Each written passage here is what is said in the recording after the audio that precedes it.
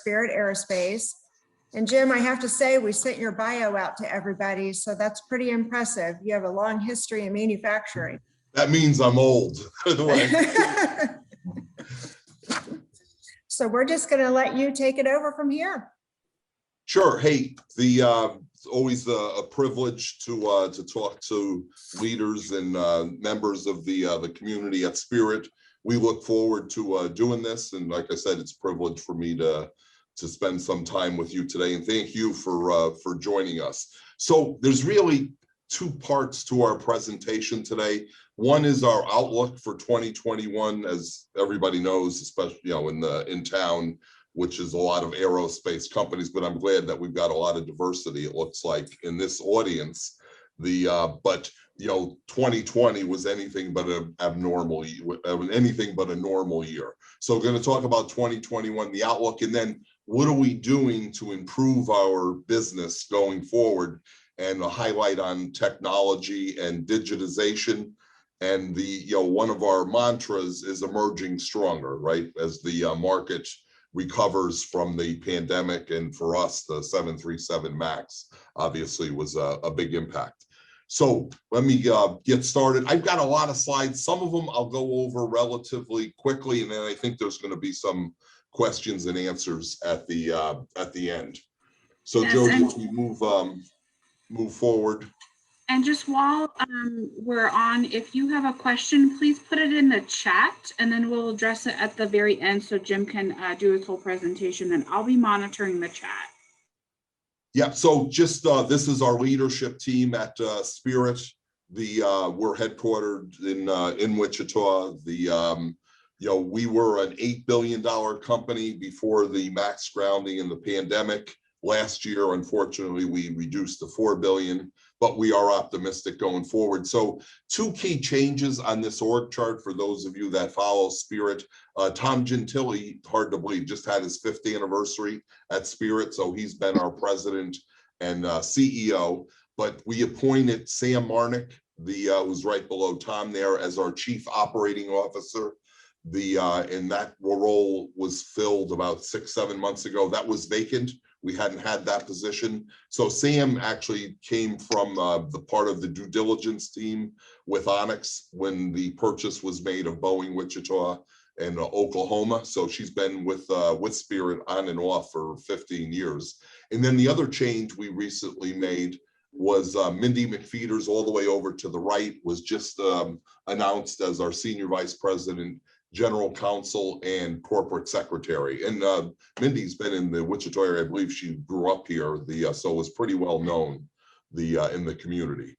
In terms of the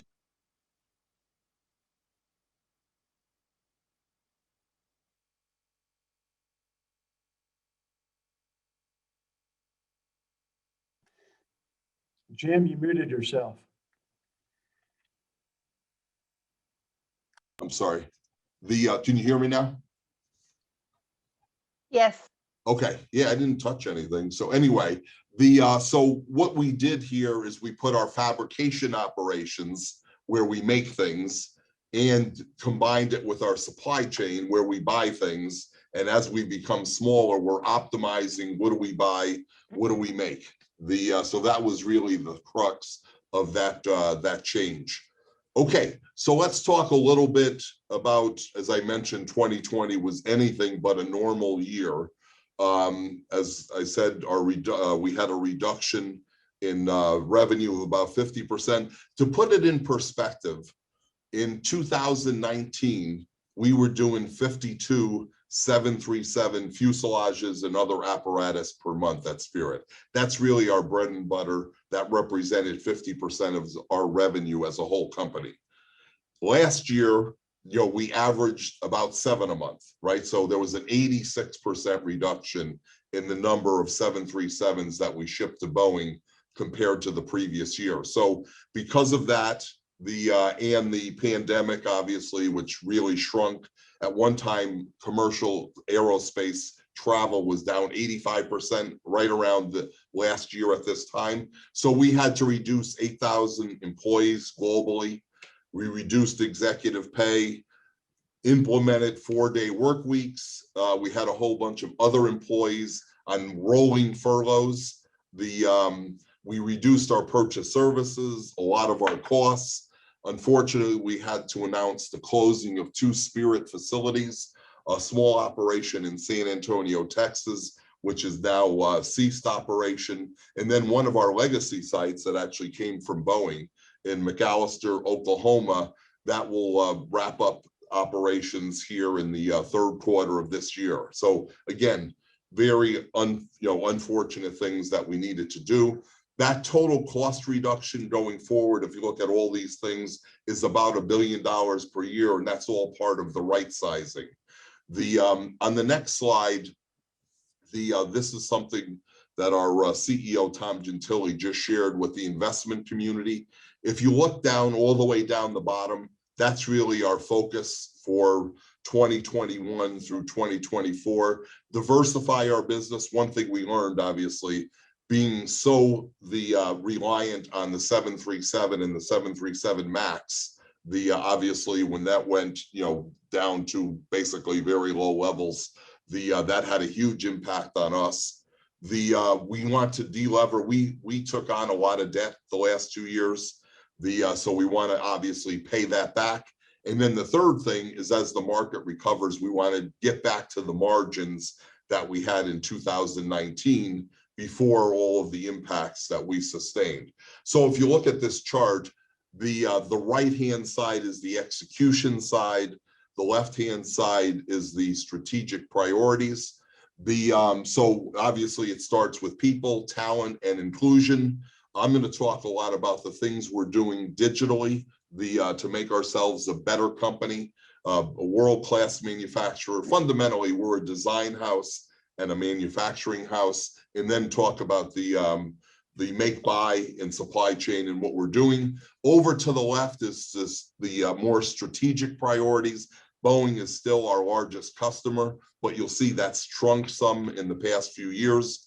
The Airbus is our second largest customer, but we are growing now in business and regional jets. We wrapped up an acquisition last year of Bombardier Operations, not the Learjet part of Bombardier, but the part headquartered in Belfast, Northern Ireland.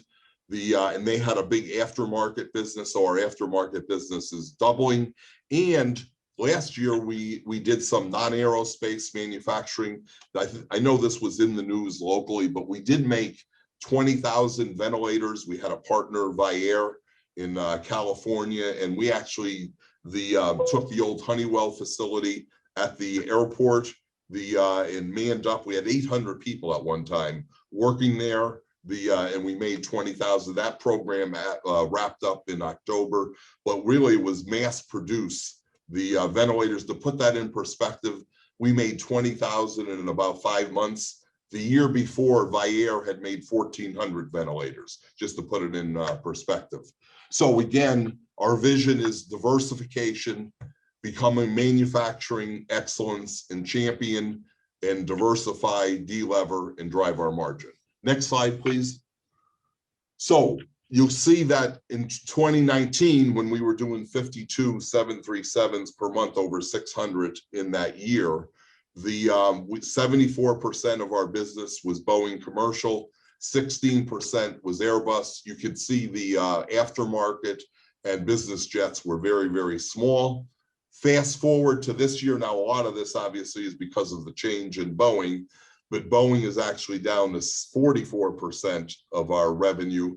Airbus has grown from 16 to 23, and some of that was that Bombardier acquisition.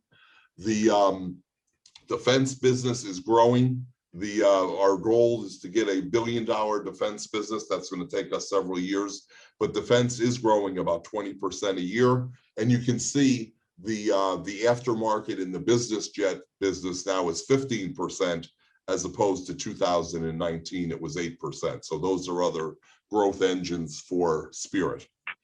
Next slide really is some optimism. This is, if you look at the upper right hand, the graph, this is the bounce back in commercial aerospace, and you can see we have a range. There's a pessimistic, which is the dotted line. There's a more optimistic, which is the solid red line. The right now we're optimistic. The just myself, I'm from the East Coast. For 2 weekends, right around Easter, we had visitors in. They came in on full planes from the East Coast into Wichita. In the last 8 weeks, air travel in the US has gone up just about every week. So that's in line, obviously, with people getting vaccinated. I think people in general are feeling better. Obviously, there's some setbacks in certain parts of the country, but we're much more bullish, obviously, right now than we were a year ago. So for us at Spirit, quality is really paramount to our success. With everything that's happened in aerospace, the Federal Aviation Administration, the FAA, is more scrutinizing more on quality and making sure that we're conforming to all the requirements and specifications, not only Spirit, but the whole industry than ever before. Agility is key during our recovery.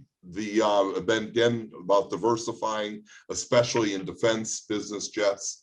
Strong execution is our success. And if you look over toward the right down, it talks about safety, quality product, on time, cost, so we can drive our revenue, but making sure we are delivering a quality product to our customers, who are primarily the OEMs every day. And I mentioned our mantra down the bottom is, as the market returns, we want to emerge stronger and be a better situated company than we were before the pandemic. Next slide. So really the rest of the presentation is about what are we doing, right, to emerge stronger, to improve our company through digitization and technology. So even though these are difficult times for Spirit, we have elected to continue to invest in some core technologies, again, that are going to make us more competitive in the future. So, and we've got the rest of the slides are really on these 5 or 6 topics. We've got a new global digital logistics center we just put into operation last year. That's right on Oliver Street, about a quarter of a mile from our headquarters, big building. It's the largest building in terms of height on campus. We just now are putting in a new floor beam assembly line. Most of it is automated. Some of it is semi-automated for 737 floor beams. We've got centers of excellence for manufacturing and machining that we've put into Wichita, a 3- and 4-axis center of excellence and a 5-axis. We've done a lot in supply chain, which is my area of technology, trying to get out of the mundane things of how we place purchase orders and using advanced technology. And then finally, the factory floor digitization. So if we go to the next slide, this is a picture of the Global Digital Logistics Center. This facility is about 170,000 square feet, but it's 70 feet tall. And it's replacing warehousing space on campus that was approximately 500,000 square feet. So we basically have consolidated 3 buildings into one. Right now, the Digital Logistics Center is housing 49,000 parts. That's just in the high bay shuttle system, which is the automated storage and retrieval system. The many advantages here, we've been able to reduce improve our productivity about 60%. Gives us high accuracy in kitting parts, and there's a lot of security with this system. We have 88.4 surveillance cameras in the building. Anything that comes in, gets kitted, or goes out is all videotaped. And we have a short video of the building. Some of it is simulation, some of it's the actual building in operation. So Jody, if we want to show that. There is a little music background on this video.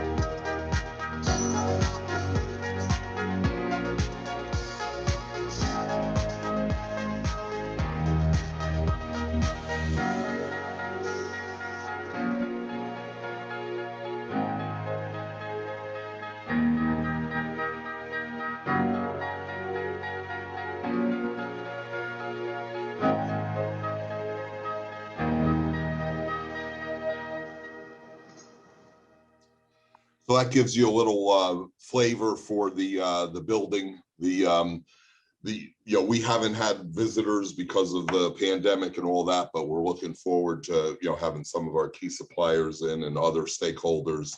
We're planning a grand opening event in the August-September timeframe, and we've delayed that for many, many months, obviously, because of what's going on.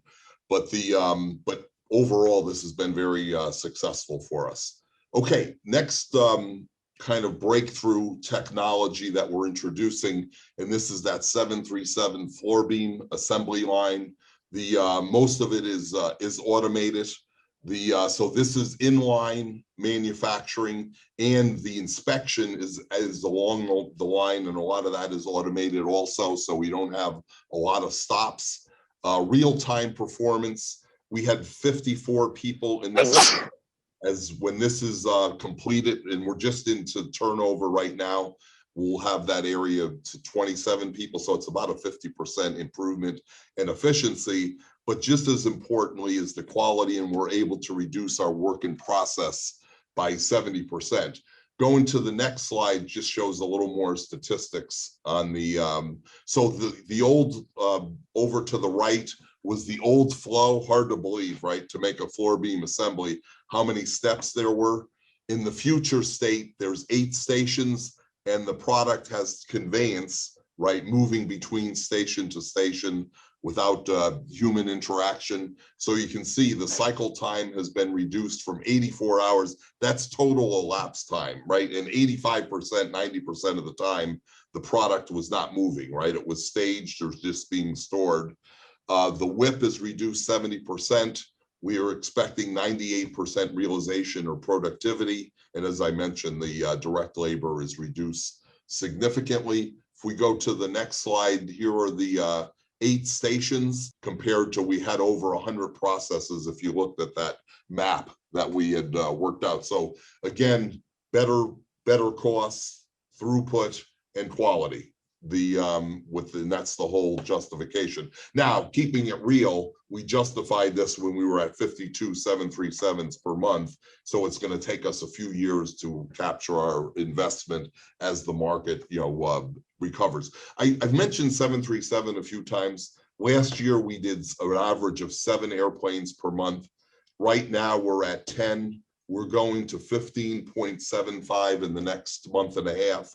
And then later this year, the end of the third quarter, we go to 21. And then over the next 2 years, the plan is, right, we'll get back to the 52 a month, which is where we were before the grounding of the MAX and the coronavirus. Okay, next, so we also have invested in centers of excellence, cellular manufacturing. So we have a 3 and 4 axis center of excellence and a 5-axis center of excellence. They're all here in Wichita. And what we're trying to do is we have a lot of sources that are offshore, but we're trying to establish a cost competitive base here in the States on certain components and certain configurations. So this supports our manufacturing strategy. It allows flexibility to insource.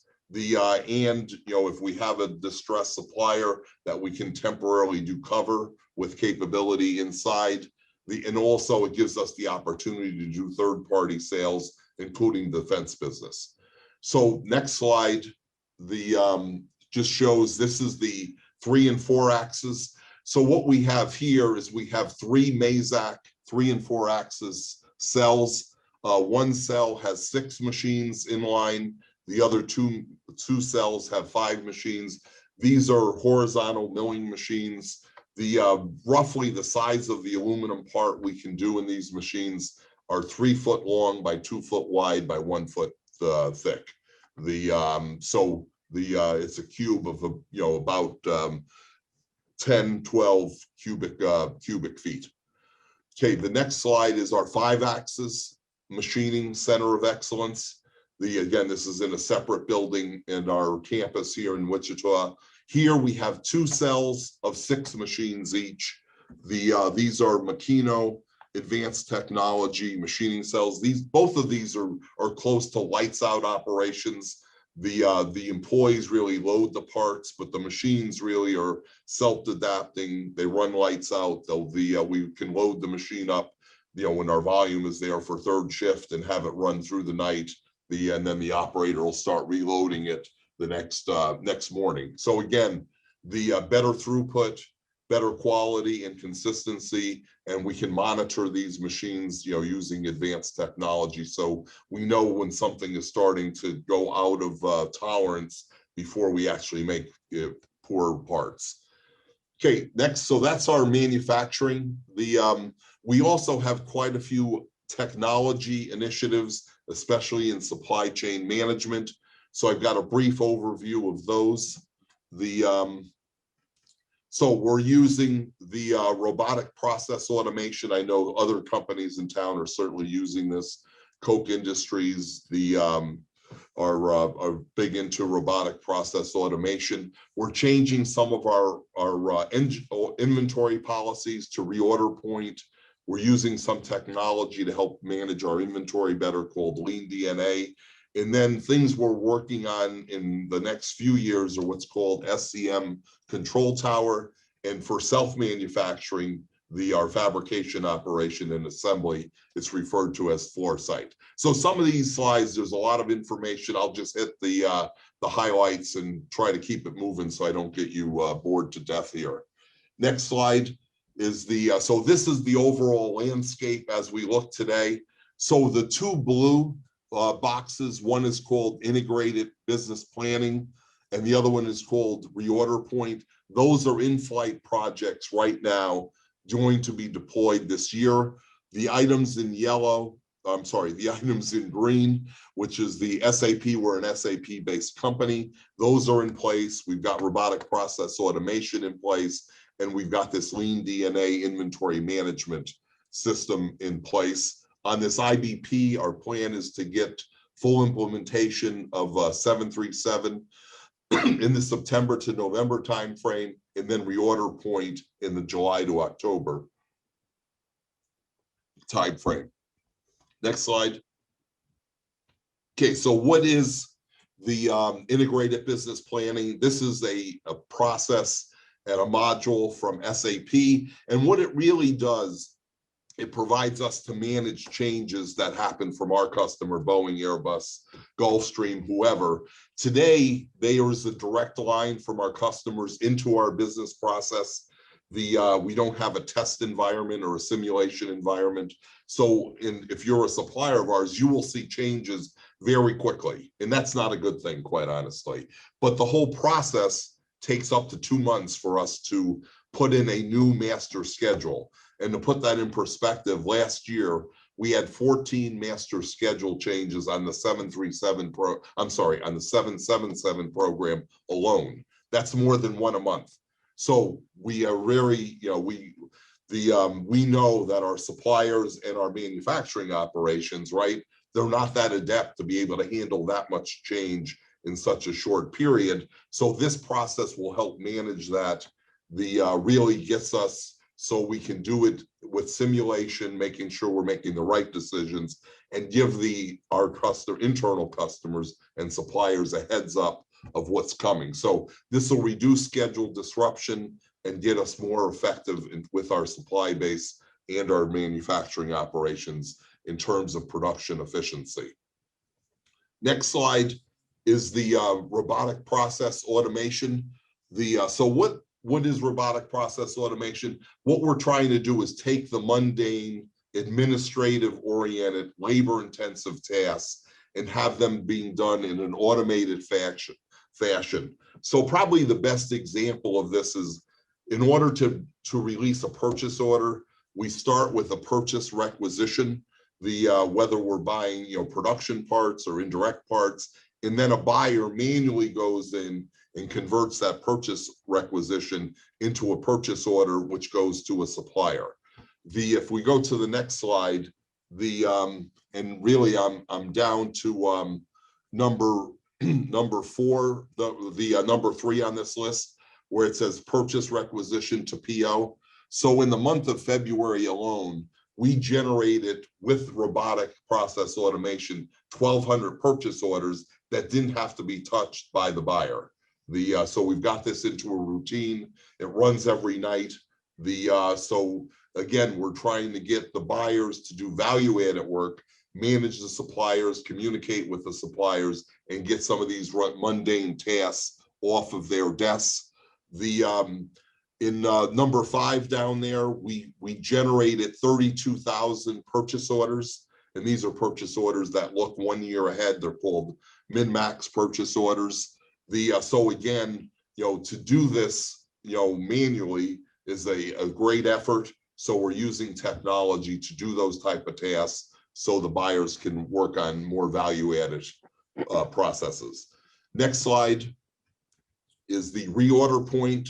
So the whole idea here, we have 2 different inventory management process we use. One I just referred to is min-max, where the supplier gets a forecast and they have to stay above the min and below the max.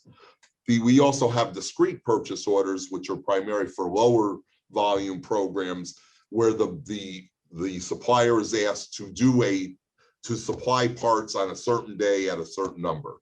That's the difference between the two. What we're doing is migrating to this reorder point with this LlamaSoft software, and this improves the scheduling of the inventory. It's much quicker and dynamic. So as things change, the supplier has a look ahead for many months in terms of what's going to be required, and it establishes safety stock in the process. So it optimizes inventory and provides a more timely framework for schedule changes and requirements changes. If you go to the next slide, you'll see how this works. So starting down the bottom, what we call a category 3 that's the worst situation for Spirit. When we need a part from a supplier or our manufacturing operations, and it's late to the load in the factory. The factory load date is when that part needs to go into work, into assembly. The next situation is a category 5. That's when a purchase order is late or the manufacturing order is late. With reorder point, we have that safety stock. And then whenever it reaches the black line, the upper line, you'll see where it says ROP. That's what triggers the next order. And we never, in any circumstances, shouldn't go over the upper control limit.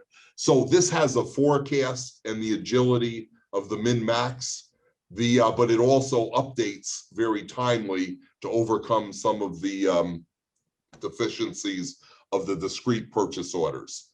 So that's why we're migrating to this system, this new inventory policy. Next step in our technology roadmap is Lean DNA. And this is just a tool that allows us to project inventory out 3 months, 6 months, 12 months. And it looks at the demand in the system, and it looks at the purchase orders and making sure they're aligned. So if we see that there's too many parts coming in and the demand has slowed down, it'll give a signal to the buyer to make an adjustment.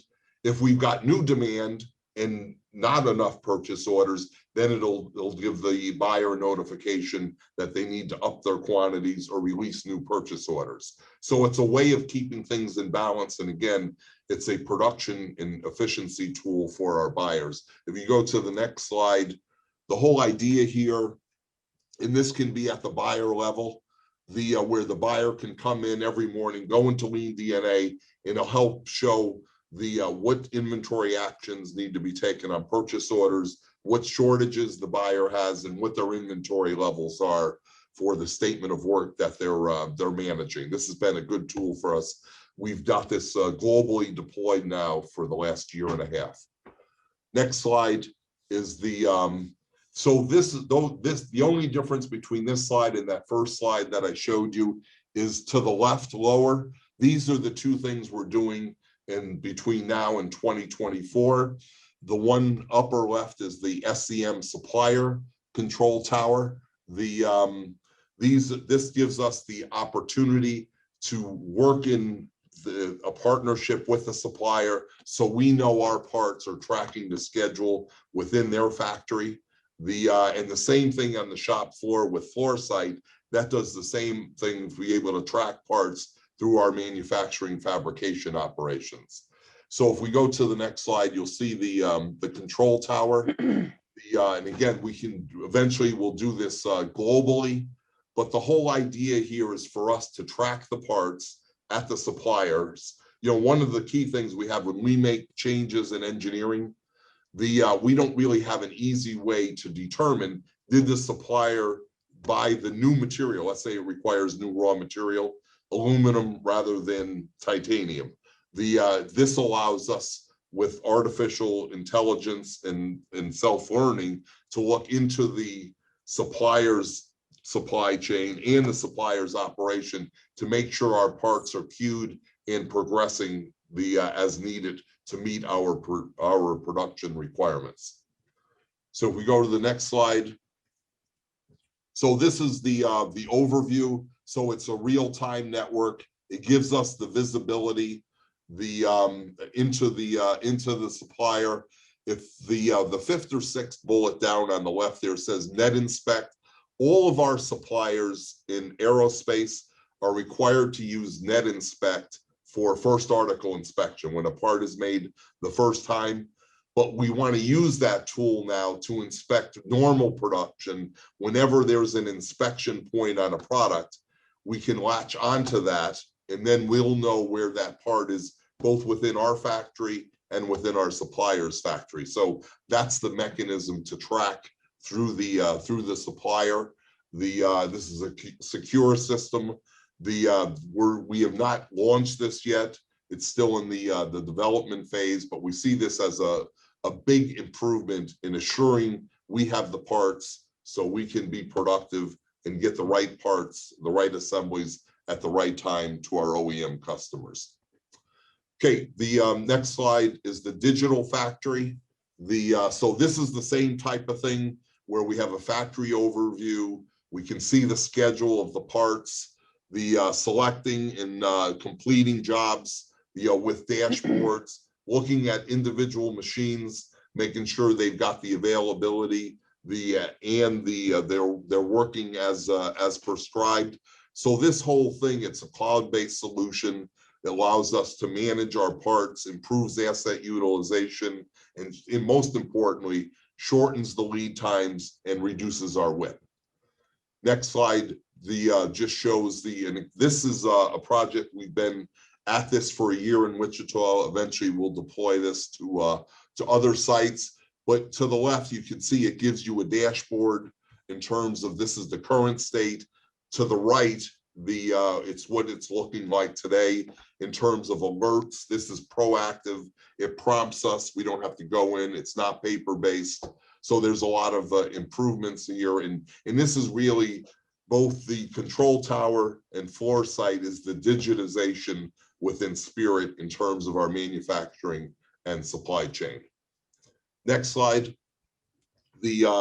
Is really what I wanted to present today. So again, the difficult year in 19 and 20, we foresee better times ahead for Spirit and the aerospace, both commercial and defense markets going forward, but it'll be a slow recovery. It's going to take a few years to recoup where we were in the 2018, 2019, but we know we've got to emerge stronger, and to do that, we've got to invest in technology that gives us a better way to predict what's going to happen and make it happen in the future, as opposed to not knowing and being behind the curve in terms of our production and what's going on at our suppliers. So appreciate your attention. I don't know if there were any questions or not, but those are the prepared slides.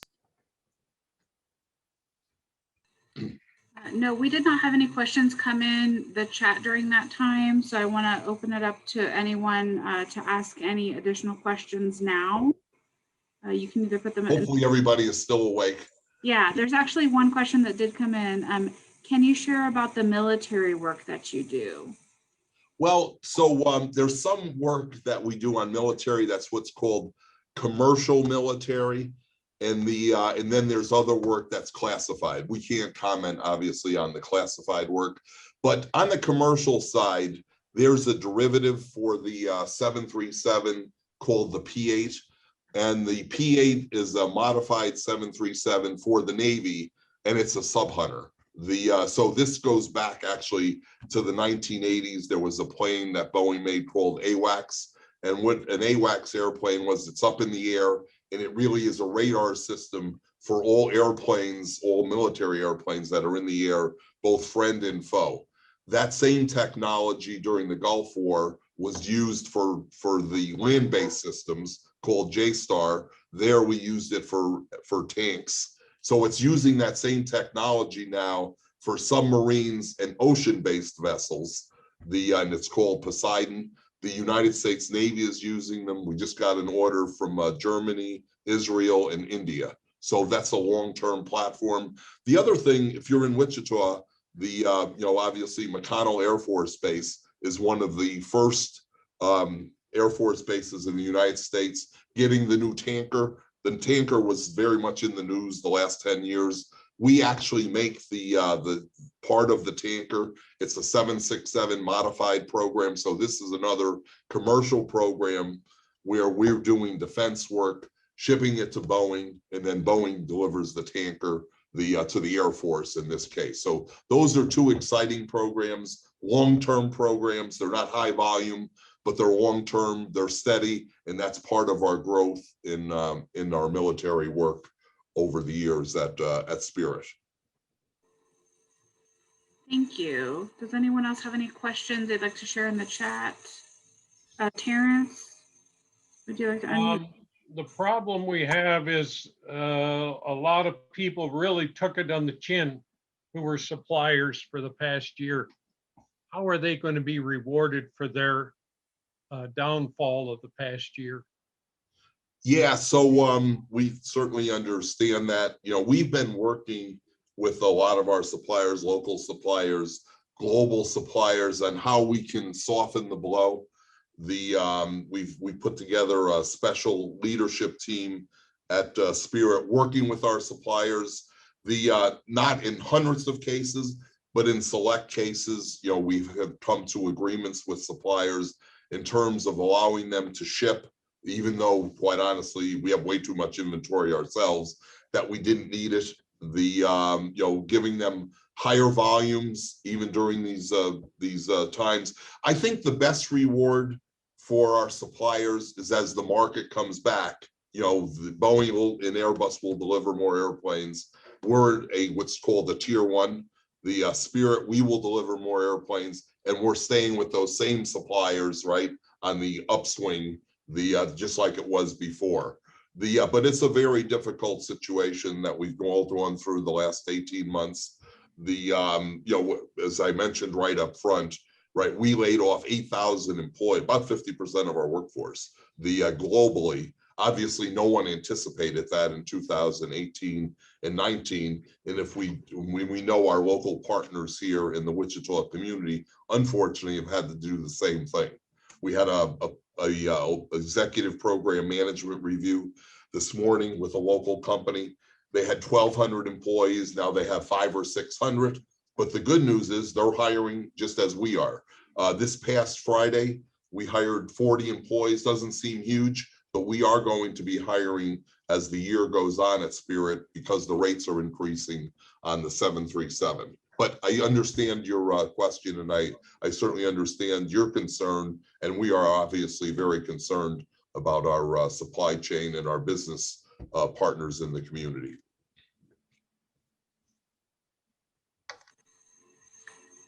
We have another question in the chat. What is the picture of the bus on the board behind? The bus on the board behind? So we just, it's a funny story to that. I probably should put a blur there. So John Pilla is a long-term Boeing and Spirit executive. He was just recognized for being the excellence in aerospace by the engineering or the Aviation Engineering Council. So he put this on John retired about 6 months ago, but he's still with us in terms, comes in 3-4 days a week.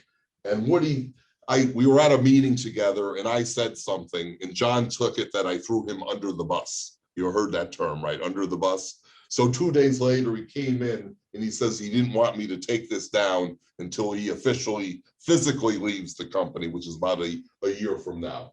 But it does tell me I do have to blur the backgrounds here if people could see that so clearly. But it's an inside joke. I think most of us have heard that term. Hopefully it's not politically incorrect, right? That you're thrown under the bus. Yeah. Another question that's in the chat for you, Jim. The machining cells you've put in have brought work in-house from overseas or from domestic suppliers. Where has work come from? Yeah, so it's been both. But some of the parts that we had initially thought we would send to other suppliers or the overseas, right? We wanted to have a capability in the United States, that was competitive. We've done that, but also during this period, where some of our suppliers, quite honestly, have struggled financially, some of the overseas suppliers, we have onboarded some work. Then we call that is bridging, right? We have to continue to make parts and make assemblies for our OEM customers. So we did short-term cover orders internally until either we found other suppliers or the suppliers returned to health. So it's really been a combination of things in terms of why. But what we really want to do is find a sweet spot for these machines as the market comes back, and then we'll maintain that statement of work. And then what's best suited for the supply chain will go to the supply chain. But that was the whole strategy. Hey, any other questions? Yes. What is your outlook on raw materials like aluminum, etc.? Yeah, so with Boeing has an enablement program on basic raw material, aluminum extrusions, aluminum bar, sheet, and plate. So they actually negotiate with the mills, and then we place our orders, not for everything, but it's probably 80% of the raw material with Boeing related. And we place our orders through them, and we pay them for the material that comes in. So that way, what Boeing is really doing is aggregating demand, so they can place the collective orders for all of their suppliers with the mills. That gives them better leverage. It gives us better pricing, and it gives the supply chain, the Arconics, the Kaiser Aluminum, all of the manufacturers of raw material, it gives them a good purview for the future. That's been very successful. That's not a new program, the Boeing enablement program on raw material. It first started in the late 1990s. Yeah, that was the last question in the chat. Anyone else have any final questions they would like to have Jim answer? Hey, I just want to thank you again for the opportunity and for your attention and some excellent questions. Thank you very much. Thank you.